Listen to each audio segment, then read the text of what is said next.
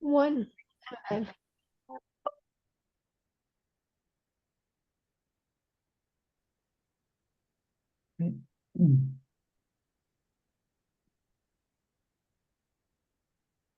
Hello and welcome everyone to our webinar today. We will just wait for all our participants to join the bridge and then start off. We'll just give them a minute or so. And while we join, it'll be great to hear where you're joining from and anything specific that you're looking to hear us talk about today in the during the webinar. Use the chat feature for that, please.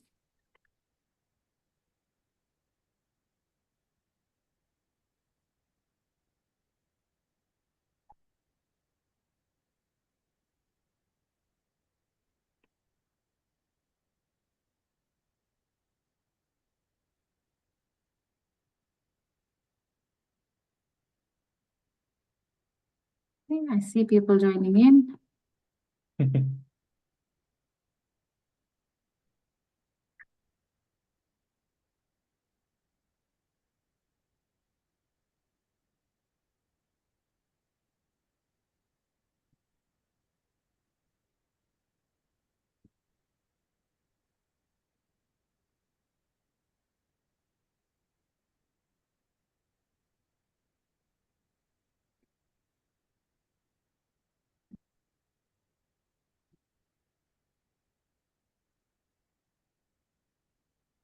Steadily rising.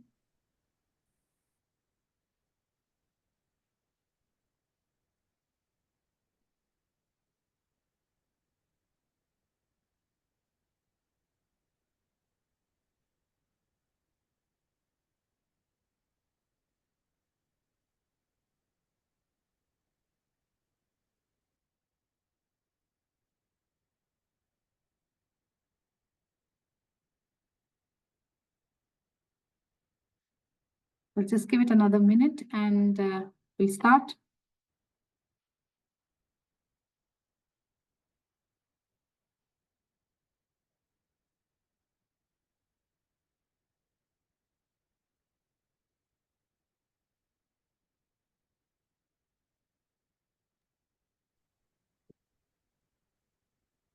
It looks like a good international audience. Yes, it does. Worldwide audience.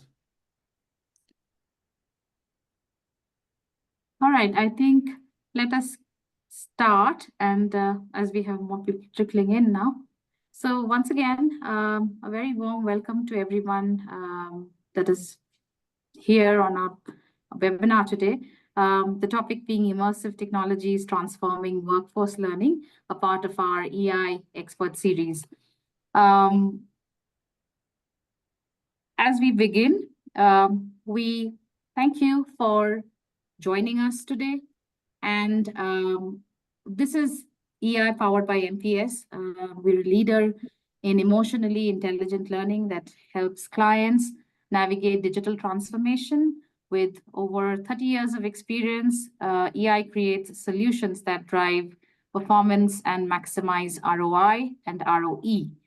Our award-winning learning solutions deepen learner engagement, enhance upskilling and performance, and deliver strong ROI for organizations. From a strategy and a development perspective to delivery and measurement, EI partners with clients across the globe to ensure training investments drive real business results. With that, we will move to the agenda. We have an engaging and action-packed agenda lined up for today's webinar, as you can see. While you're in the webinar, throughout this webinar, we encourage you to actively participate. Do ask questions, share your insights in the chat, join in on the polls. A recording link will be sent to you in your email after the session wraps up today. Along with that, we also have a few good takeaways or giveaways. all our webinar participants will also receive exclusive early access to our latest Brandon Hall Group research brief. And this is on simulations and rapid skill mastery. This would be your takeaway from today's webinar, along with an ebook. Right, with that, I would go ahead and introduce our panelists today. So I'd begin with Daniel McGuigan. He is the Director, EHS, PepsiCo Global Operations. Daniel is a seasoned EHS professional with over 25 years of experience in various domestic and international sectors. He's committed to stakeholder needs and excellence in the EHS management sector. Daniel holds a Bachelor of Science honors in Applied Environmental and Resource Sciences from the University of Salford and a postgraduate diploma in Occupational Safety and Health. As a chartered member of the Institute of Occupational Safety and Health, Daniel has specialized in advisory roles in transport operations, road transport operations, and hazardous goods transportation. Since 2006, he has been focusing on road transport in the parcels and fast-moving consumer goods industries. Daniel has been with PepsiCo for over 8 years now and currently serves as the Fleet EHS Director within the global EHS team. PepsiCo manages a fleet of around 80,000 vehicles across its global operations. So a very, very warm welcome to you, Daniel, to this, as our panelist today. Thank you so much. All right, and with that, we now welcome my second panelist, Henrique Taboada. He's the business head at our MPS Europa group. And Henrique specializes in developing immersive learning solutions, including virtual reality, augmented reality, mixed reality, all of these for corporate training and various organizations. With a very, very strong focus on enhancing workforce performance and engagement, Henrique has extensive experience in creating scalable training programs, and these meet the needs of diverse industries. You will see a few examples today. He is dedicated to implementing innovative solutions that drive immediate results, and he has established himself as a trusted resource in the industry through his commitment to leveraging technology for impactful learning experiences. So again, a very warm welcome to you, Henrique, as well. Thank you, Soma. Thank you. Okay, and then finally, it's me, and I'm Soma Bhaduri. I have over 20 years of experience in the learning and performance consulting space. I specialize in global learning strategies, workforce enablement, and performance ecosystem. As a part of VI's learning consulting practice, I provide tailored guidance and strategic initiatives, all of these to lead and maximize ROI and drive organizational success. Okay, so as we dive into our topic today, let me just set a brief context. Now, immersive technology, like we all know, is revolutionizing workforce training by offering hands-on experiential learning. Now, this bridges the gap between theory and practice. So what we would do in this session is we'll explore how VR, AR, and simulations are sort of reshaping employee development and providing safe and realistic environments for skill building. This also helps in error reduction and enhancing knowledge retention. What we'll do is we'll showcase real-world applications across industries, ranging from manufacturing to retail, and we'll also discuss how these tools enhance engagement, they can boost performance, as well as deliver a measurable ROI. So during this webinar today, look out for the latest trends and discover how companies are using immersive tech to build a skill-ready future, right? As we delve into our topics, or before we get to the panelists, a very quick poll, if I may ask our panelist here to please initiate the poll for us. So I believe everybody can see your poll questions. on your screens. If you would take a quick stab at that and let us know your responses. So does your organization currently use any of these following types of immersive learning technologies?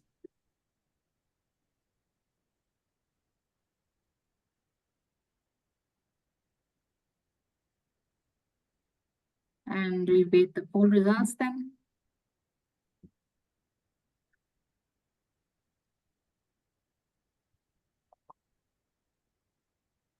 All right.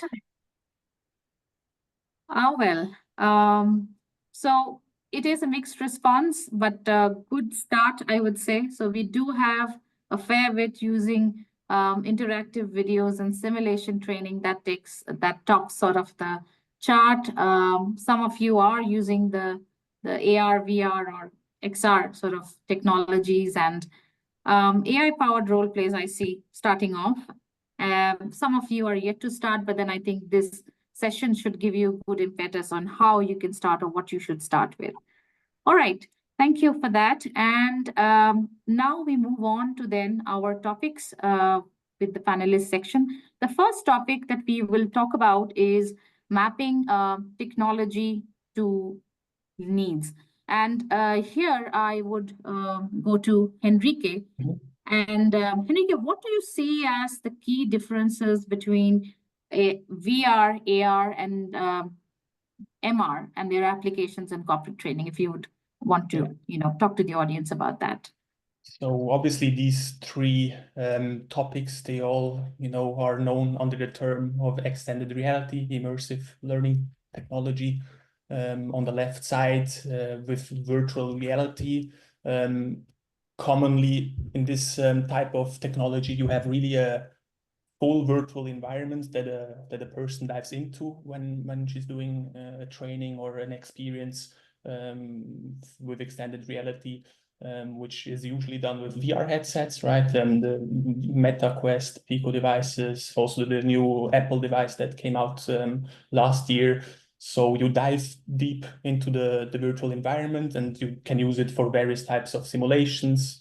In the industry, you have really, safety trainings, which are very common and that are being developed for these types of trainings. Also machinery operation, healthcare is a separate, big topic as well when it comes to VR, but also with mixed reality at the right side, just talking in a couple of minutes about that. But yeah, it's really about immersing yourself deep into the virtual environment, but also with the possibility to have a VR solution for laptops, PC, or mobile devices, in which are usually known as 360-degree virtual tours or virtual simulations, so that you are not only dependent on the VR headsets that you have to have with yourself. Maybe just to jump quickly onto the middle one, to the augmented reality technology, as we speak about nowadays, mainly for smartphones and tablets. This is very dominant for mobile devices, like when you have your camera of the device and you layer over the camera over the screen 3D objects or videos as well, which are placed inside of the room that you are scanning with your device camera. So yeah, it's a very big thing, especially with advertisements. So advertisements, big companies use it to print QR codes on products that they have, and then like 3D objects appear and fun stuff, that the user can interact with, engage with. But when it comes also to industry, corporate training in general, it is just usually a nice addition to conventional learning campaigns to enhance the user experience, the learning experience, showing things in 3D or videos in the room that show you topics that are just explained in a dry fashion on a paper, but then when scanning a QR marker, and the 3D model pops up and explains to you equipment or a device that you need to learn about. This is a very powerful tool, and obviously also in general adding digital information to physical objects, like having physical tours on site in facilities, and then you add markers to the walls of a room, and then you can scan the marker and you have something appearing related to the company. or maybe an avatar jumping into your smartphone screen and talking to you. So yeah, usually short type of gadgets, right? So 1 to 5 minute gadgets that appear for AR, while with VR, we usually have longer sessions, at least 10 minutes to even 30 minutes, really simulations that you go through. And yeah, so there's usually a time difference between the two, VR and AR. And on the right side, just to finalize, it's like the combination basically of both of them when we talk about mixed reality. Right. Using mixed reality headsets, which historically have been products that Microsoft pushed a lot, and also companies like Magic Leap, where you had lenses that you could look through, and you had holograms displaying on the lens the 3D objects in the room. So you really blend the physical, the real environment with digital objects that you can interact with as a user using hand control. So you are really free to interact with them. Lately, in the past 2 years, companies have actually started to choose a different approach as well, as we see with Apple, with their headset, that the Apple Vision Pro, that they have actually both types of technologies within one device with a camera pass-through. So on one hand, it is a virtual reality headset that fully immerses you into a virtual experience. And on the other hand, it can be used as a mixed reality headset passing through with high resolution cameras and placing objects in the room. So yeah, there is a lot of things going on technology-wise right now, and various companies choosing different paths to do so. And yeah. Wonderful. Thank you, Enrique. I think this would be really helpful for especially those of you that are trying to, I think, foray into using one of these technologies. And with that, I would move to you, Daniel. And can you give us a few examples now of how how different industries are using these technologies to address skill gaps, including PepsiCo? And of course, I mean, you have a diverse background, so do talk to us about that.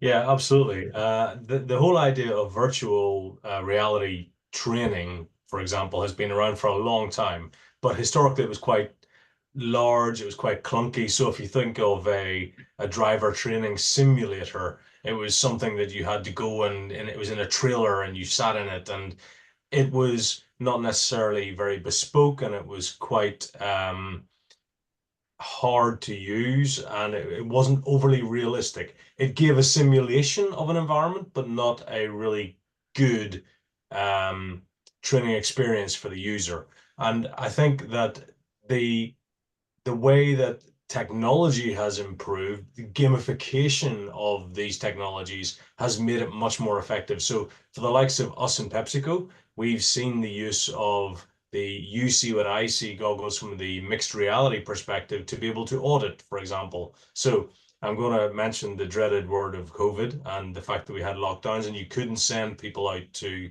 do audits of sites that were still running because we had to maintain our operations. But how could you then ensure you were maintaining your compliance? We tried tablets, we tried You See What I See glasses, we tried various routes to be able to see what was going on. And then we saw that there was an opportunity to develop this further. And from my own perspective, from a fleet safety perspective, I saw that there was great opportunity to be able to train people virtually that would allow them to allow multiple users to experience an environment without there having to be a one-on-one training session. And when we talk about lockdowns, etc., where you couldn't put somebody in a vehicle with somebody else, you had the opportunity to give them a virtual experience of training without really having to be in a vehicle. That then opens up lots of possibilities to reduce risk in training. And that became a really important part for me. So about 5 years ago, I became really, really interested in how this technology could help PepsiCo's business, help EHS to reduce risk, to improve performance, to enable us to assess people's suitability and competence, whether it be forklift truck operations or whether it be driving, in those real environments. And I met with a number of companies who were already engaged in this workspace. And some of those were effectively mapping out virtually their entire warehouses and training people to order pick, but assessing their ability to maneuver a virtual piece of equipment into racking systems and order pick, and enable them to establish whether that person was actually going to be a good candidate for going into the real workplace, where if they actually did hit a set of racking, it could shut down an operation. And in just-in-time operations like that particular one was, which was the motor industry, that would be a real game changer for them. So to enable them to prevent those shutdown and the ongoing impact of the supply chain, huge game changer. I also saw the emergency services use this. I saw some virtual driver training they were using, where rather than it being a very static environment or a repetition of the environment, it was mobile, it was fluid. The actions of the individuals, the pedestrians, the vehicles around the emergency service vehicles would change. So they had to react to what was being presented to them. And that really got me thinking that an off-the-shelf package where you repeat it time and time again is just a bit like an animated bit of training or a film. Whereas something where you've got change built into it and a degree of autonomy of the bots, if you like, that really challenges the trainer or the trainee, sorry. And that really got me interested in thinking, well, what could that do for PepsiCo, and how could we work with somebody to produce something that would be bespoke to us, would fulfill our needs in terms of our own defensive driver training programs, but be very, very different to what you could potentially procure off the shelf. Right. Yeah. And these are very important, I would say, pointers, very important thoughts that you've shared with us, Daniel. So thank you, both of you, to introducing how technology can be used. With that, we move to our second poll before we dive into the next topic. On your screens, you see the next poll. And here we're trying to understand, what do you see as the biggest challenge when you're trying to implement immersive learning in your organization? Do let us know.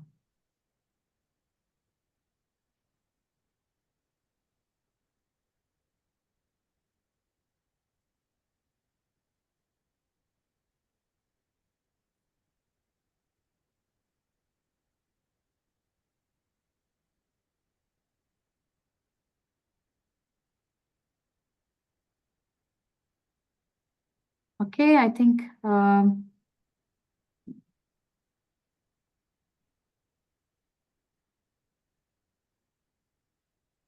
should we take a look at the poll results now?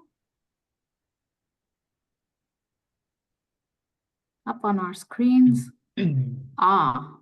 So I think it really maps a bit, I would say, with our next topic. And yes, cost is one of the factors that we see most of our clients and partners talking about, because these technologies are expensive to implement. Lack of technical expertise is, of course, and of course, resistance to new technologies. These are, again, very, very pertinent inputs, and I can see that they map brilliantly.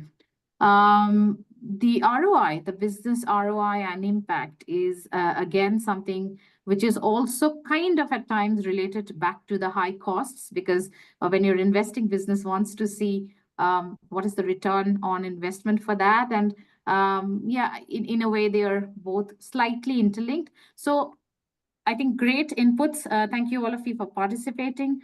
We will move on to our next topic, and that is pretty much aligned to driving ROI and business impact. Now, like we mentioned, sorry, could I just say, Joseph raised a question there in the chat, and we will answer that as part of going forward. So just to make sure he's Thank you, Daniel. Yes, we will, of course. Right. So, our topic here, the next topic that we're going to delve into, is driving ROI and business impact. Like I mentioned, while all these technologies help us in right skilling or driving workforce training in a much more immersive manner, like Henrique and Daniel both outlined, how you could sort of leverage these to the best of your abilities and to your requirements in your respective organizations. It always is an important question to say, what is the measurement going to be like? So let's go to Daniel. Daniel, how can immersive learning solutions be aligned with specific business goals? And how can they help in reducing incidents and associated costs? If you could elaborate on that for us, please. Sure, and this was a really key thing for me. It was, how could we use this virtual technology to help us to prevent collisions, events, incidents, whether it be within out in the road. As you said earlier, we have 80,000 vehicles and drivers around every day. We have tens of thousands of forklift trucks. We have people doing all sorts of high-risk jobs in our various businesses globally. So it's really important to us to try and reduce the number of incidents that we have. Virtual training gives you the opportunity to present people with scenarios where if they experience them in the real world, they would be at risk. And our key thing is about reducing that potential to happen. So if you can allow people to experience that without the fear of injury, but to understand what those risks are, then you can help them to understand why you're putting in preventative measures. So from my perspective, it was really important to have a bespoke solution which mirrored our business's procedures. So when I look at fleet safety, we have what we call our test drive tips for defensive driving. And test drive is 10 easy safety tips for defensive driving. And we wanted to try and mimic what those were to enable our people to experience what we are telling them and enable them to practice them without being in the real world. So we do have a normal physical defensive driver program. We have driver trainers. We have people who are out there every day teaching our people and coaching our people on their driving capabilities. But this gave us the opportunity to give new people the opportunity to experience what we're talking about before they ever get out on the road. So it's not a shock when it happens for the first time, for example. But also, in the event that they make a mistake, then it's virtual. There's no comeback, there's no damage, there's no injury, there's no risk to others who are being affected by our operations. And that's a key thing we're looking at. It's not just our activities and affecting our people, it's how we affect others. And then it's about upskilling. It's about ensuring that we have the most competent people that we could potentially employ. So when we've brought them in, we want to make sure the best they can possibly be. And this helps us to do that. And if we come back to that idea of not being able to do that face-to-face within a pandemic environment, we're looking forward to saying this could actually help us to make sure we maintain competence and compliance as we go forward in that sort of environment. And let's hope we never have to go back there, but we're planning in the event that we do. But the big thing for us was that this was bespoke. This was something that would mirror exactly what our own defensive driver training program is. We could go out and we could look at buying something off the shelf, but would it then really reflect the values that PepsiCo has and the particular nuances of our defensive driver training program? And working with EI enabled us to do that. Yeah, thank you. Yes, and I think that touches upon a very, very important aspect, the bespoke programs.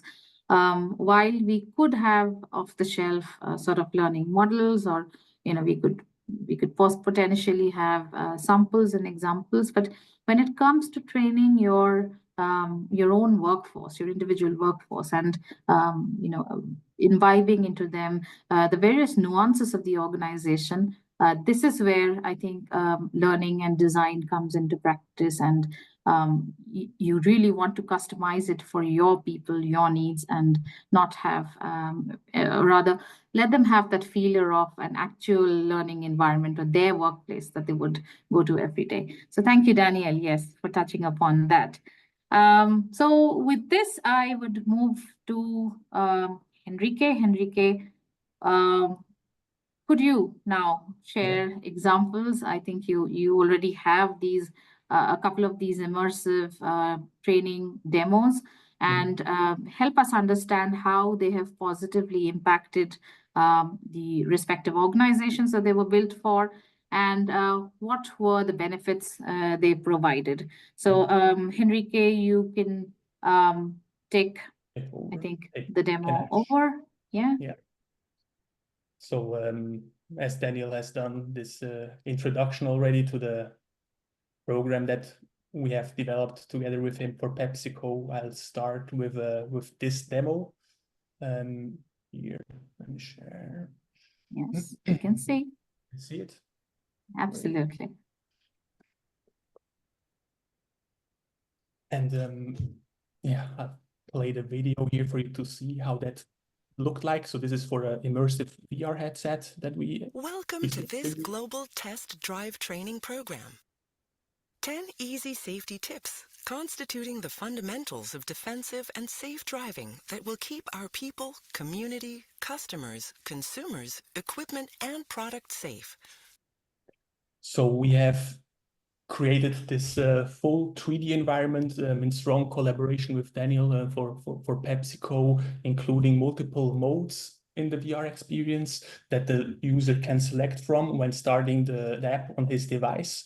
So on the VR headset, which he can select from the menu on the top right corner. So basically you have like an introduction video to the tip itself, one of the 10 driving tips that Daniel has mentioned before. And then you get to do the learning mode and the exercise mode. So we are looking at the VR training, which takes the user around 10 to 15 minutes max.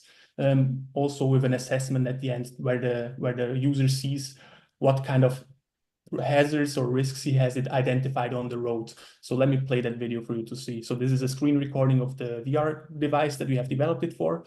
And yeah, You will now drive through a city to learn more about potential risks and hazards. Select them by targeting them with the crosshair. So here you are driving with an actual truck from PepsiCo that we have developed based on the requirements that we got from them. And it's all about really feeling as much as a PepsiCo driver as possible, the daily business that you use the truck for. And you get to identify and select the hazards that appear while driving through the city, like this pedestrian running across the street. You have to select them, and then you get an information about what is important when facing situations like that, or how you should actually drive. So giving you like all these insights about what you need to know. Obviously, as Daniel mentioned, risk-free, right? You can do the training as much as possible. You have the smartphone ringing and he shouldn't look down. So that was just a catchy example that we included in there for the person to really understand what kind of distractions there might be when he's driving around. And yeah, and continues to go through it. So with the 3D environment that we used to do this, as I mentioned, completely customized based on PepsiCo requirements. We also had the possibility to do various types of visualizations of weather conditions, of day and night mode. So because obviously at night you have also different types of risks and hazards that could occur on the street. So here, for instance, we have the deer running across. You have to be aware of it, and you again get an information of what you have to take care, what you have to, be attentive about, and what you have to take attention for. And yeah, here as well, another example. So always from the first person view, 360-degree perspective, really to feel as immersed as possible in the VR environment. So on one hand, PepsiCo wanted to have like this very immersive, real life type of training. And then as well, at the same time, they wanted to reach as many people as possible with the training. And that's why we developed it not only for VR headsets, but also for tablets, for PC, for Mac, and obviously, PC and laptops, for people also who don't have a physical VR device with them to be able to do the training. All with an assessment at the end that appears when you finalize it. So yeah, and Daniel, feel free to add anything about it from your perspective when it comes to this training, but you already did an introduction. I think it was really important what you just said there at the very end, and it sort of answers Joseph's question that we optimized this visual training for not only the VR headset, but also to be used with a a PC or with a tablet or with a phone. So we were able to make it as accessible as possible to all of our teams globally. And we tried to make it so that they would be able to really immerse themselves, because these are situations they would face. So from our Central European teams, we have incidents of animal strikes. We have incidents of driving at night with animals across the road. That may not be something that our teams in the UK particularly would experience, but it is something that our teams do. And then we had the urban and the extra urban environments. The weather changes. We have the ability for heavy rain. We have snow.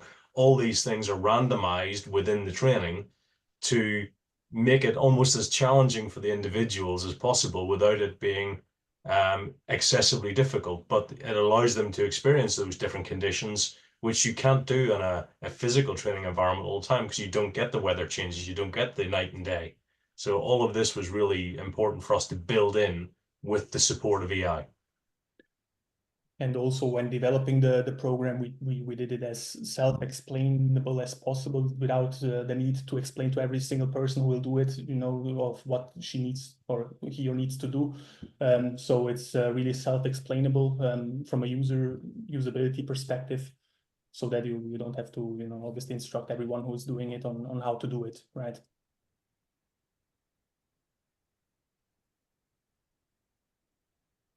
Another example that I would like to share with you is actually another type of VR training that we have developed, which is in this case 360-degree image-based, including various types of media formats or media files that we have included to make it as engaging and as exciting as possible for the learners. So this is an actual onboarding training for one of the main telecommunication providers in Switzerland, called Swisscom. This is an onboarding training for people who will start working in their shops Switzerland-wide, for them to really understand what their workplace will look like, what they can find in which section of the store, really reproducing. It's like a real replica of the store itself.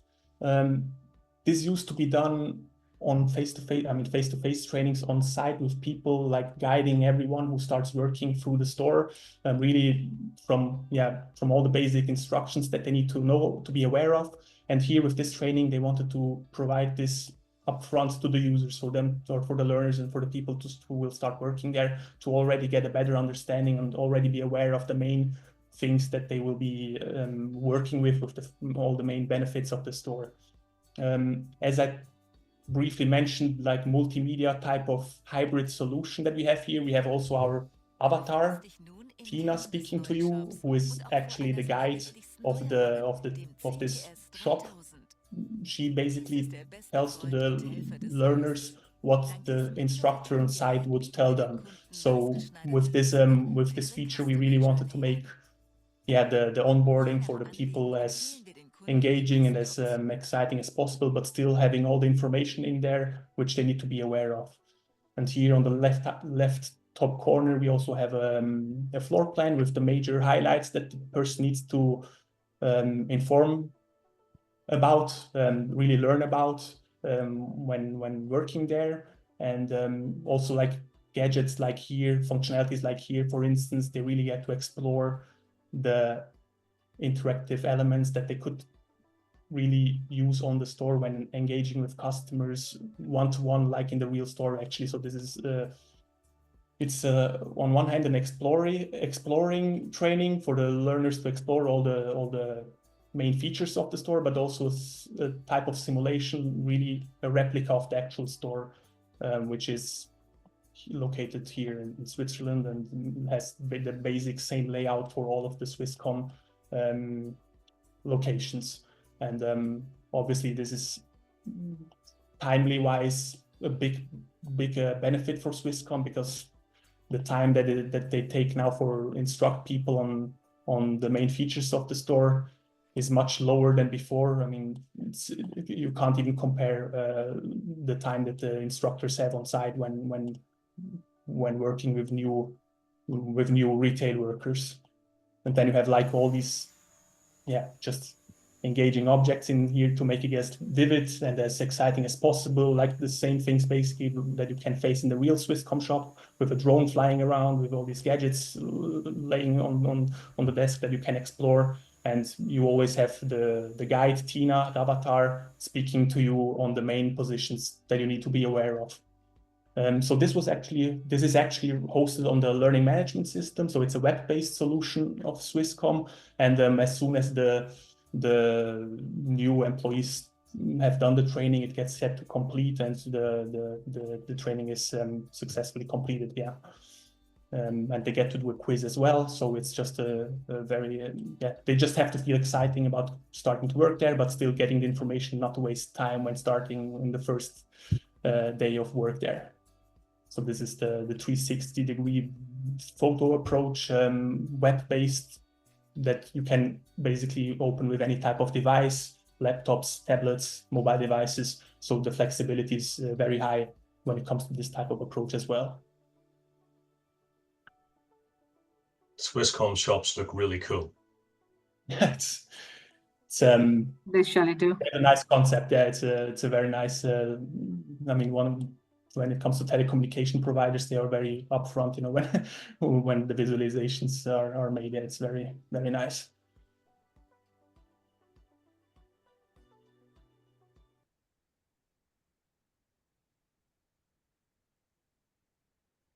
So Joseph was just asking whether or not it's dependent on that. And so with this technology that we use to develop this particular solution, you can also do an export for Meta Quest devices and Pico devices. So you can also implement it on VR headsets. For Swisscom in particular, the web-based solution was more important because they wanted to reach the thousands of employees. But we have also delivered to them a couple of headsets with the same training available for them to go through immersively in demo sessions that they have internally and in workshops that they do. Actually, also room planning and the room planning of the stores. They are using the solutions right now, not only for the onboarding program, but also for people who do the shop planning to understand where they could put new potential gadgets and devices, and do all the planning based on the training that we have to deliver to them. So there are multiple applications that they are using it for right now. And with the headset, obviously, it gives you a much better feeling of room and distance. So that's also been a big benefit for that. Right. Thank you, Henrique. I think those were great examples. All right, and we saw two very distinct styles, right? One in a completely custom 3D environment, and the other one where you did have the image, but image in a 360 environment, and how engaging that could be. Henrique, do you also want to talk a little bit about this case study about the Swiss Federal Railways safety training? Yeah. Definitely, Soma. So for this project, as it stands right here, it's the safety training that we developed for the Swiss Federal Railways, also an immersive VR solution about electrical safety on the track area, actually. So here, the background of this project that was developed in VR was that they were taking these trainings with two parts in it, actually. You had a theoretical part in a classroom session with an instructor on the first part of the day, and then on the second part of the day you would go outside to the specific track area with all the participants of the training, so relocating yourself to this place, and then would have like a half-a-day session on the track area itself. So this used to generate a lot of challenges because, organizational wise, it was difficult because trains had to be redirected because of the trainings that were taken. The logistics was difficult to bring all people on site and then bring them back to the classrooms in which the trainings would be taking place.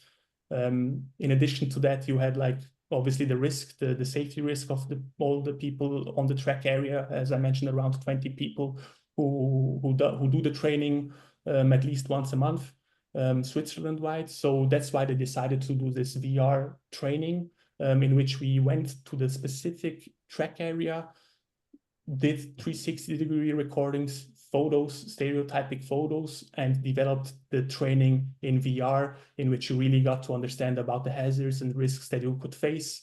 It was strongly focused on overhead contact lines that you would have to choose from, on which one is loaded electrically, which one is safe to touch, which one is safe to work on. So it's about people who really work on track areas. And it all went down to a 10 to 15 minute VR training that the person in the second part of the day, instead of going on the actual track area, is doing now in the classroom. So they are using 15 to 20 headsets for each session. And obviously, SBB, this had a big impact on like the cost reduction that was generated due to the organization and the rental of the track area, and also the redirection of the trains, the time itself that is decreasing, that you have to spend doing it, 60% reduction of organizational time for the instructors, which are not needed anymore. And most importantly, for the people, you can do the training as many times as you want. You can really learn it by yourself, experience all the life scenarios without taking any risks. So it's a similar situation to the safe driving training that we just saw, and you don't need the in-person training on site. And on top of everything, you can really do everything yourself with the VR headset, because in the instructor-led training on the track area, he was basically just showing them what they need to be aware of, but they couldn't really do it. So with the VR headset, they also are able to really do it themselves and learn about the hazards and risks that take place there.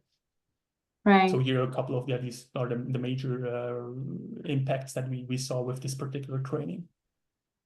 Yes, thank you, Henrique. I think this is very important, and it highlights how we've been able to make an impact when it comes to the Swiss, the railways and safety training there. Okay, so as we move forward, just a quick note for any of your organizations that are just starting off with immersive training. I had very quick 3 tips that I can also, of course, you can reach out to me separately, but I would rather say with all these examples that we saw, there are these 3 guidelines that you could take if you are implementing or starting immersive training for the first time. Always begin with a small, high impact project, and these should address specific skill gaps, maybe safety trainings or other areas that your organization really needs at this point in time.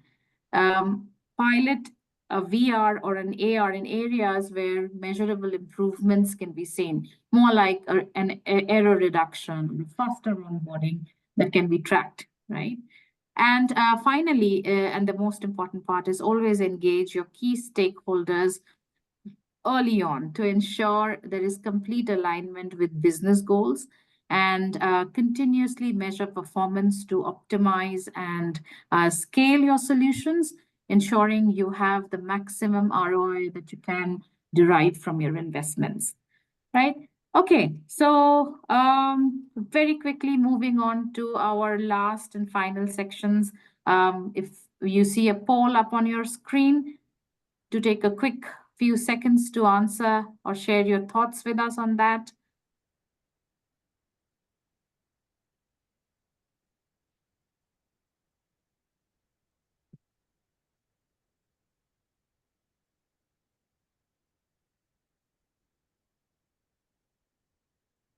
Yeah, I believe we would have some answers.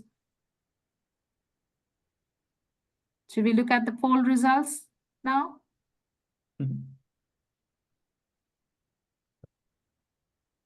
Oh, right. So infrastructure and cost is something that I think most organizations see, and I think that's where I came in from. If you had to really work around these 2 areas, do take the tips I've provided today. I hope that gives you better sort of insight and foray into this area.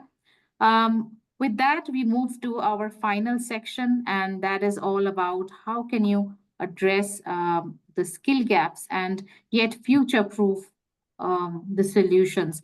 So, Daniel, to you, how do you see organizations now using these immersive learning techniques or technologies to future-proof their workforce and close some of the skill gaps? Yeah, I think this is a really key area to be focusing on, because as our employee group becomes younger and more engaged in technology and less able to focus on long-term training that we may have had for many years. So the traditional training regimes aren't going to work for the current generations coming into our workforce. We have to adapt our trainings to keep them interested, to make sure that they actually learn what we want them to, but in a way that keeps them engaged. And I think this idea of virtual training really lends itself to that. You know, I see my kids and I see them with smartphones and everything they're doing on YouTube and TikTok and all that sort of stuff. And I think, well, the future generations, that's how they're going to want to learn in bite-sized chunks, as opposed to sitting down for a 2-hour PowerPoint presentation that we may have done previously.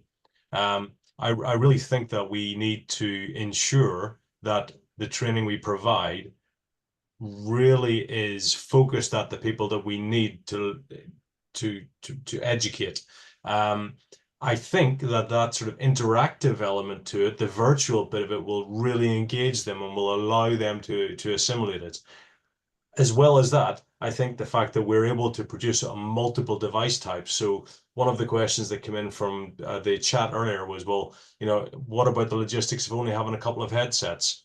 Well, actually, that's not a massive problem if you can also do it on a mobile device, on a tablet, or on a PC. If you can do it on all those devices, then you can get it to your whole workforce that you need it to, without that being a major block to advancing into this idea of virtual training. I also think that we just need to ensure that we get the most current and up-to-date information. And some of the trainings that have been out there for a long time, they lose their effectiveness because people have been through it 2, 3, 4 times. If you've got a virtual training system, you can update it with your supplier, you can amend it, you can change it as situations change around you. So amend it to reflect a particular event. Those are the sort of things you couldn't do when you were creating older school traditional training. This gives you the opportunity to do that and to keep it very current. And I think that is going to become more and more and more relevant for organizations going forward. Yeah, and thank you for that. Yes, those are very important points that you've touched upon. Finally, Henrique, coming to you. How do you see organizations ensuring that all these immersive technologies that they're investing in today will still remain adaptable and relevant as the workforce demands continue to evolve with time?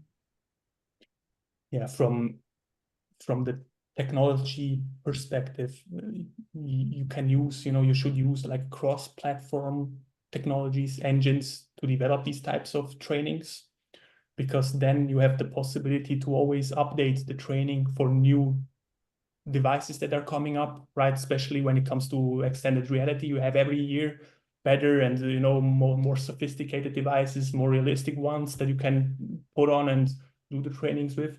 So that's why by using like an engine like Unity or Unreal Engine really gives you the possibility to export with one source code the training to various types of platforms. And these platforms at the end of the day also are very quick in updating themselves, to be compatible with the newest devices that are on the market.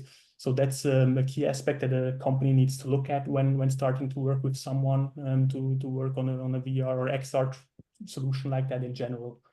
But also more from how the trainings are structured here on the top right, modular training, that should be used. You instead of doing a whole huge training with the technical or for a technical device which is out there right now, you really should split the trainings up for the specific needs and for the devices that are out in the market right now.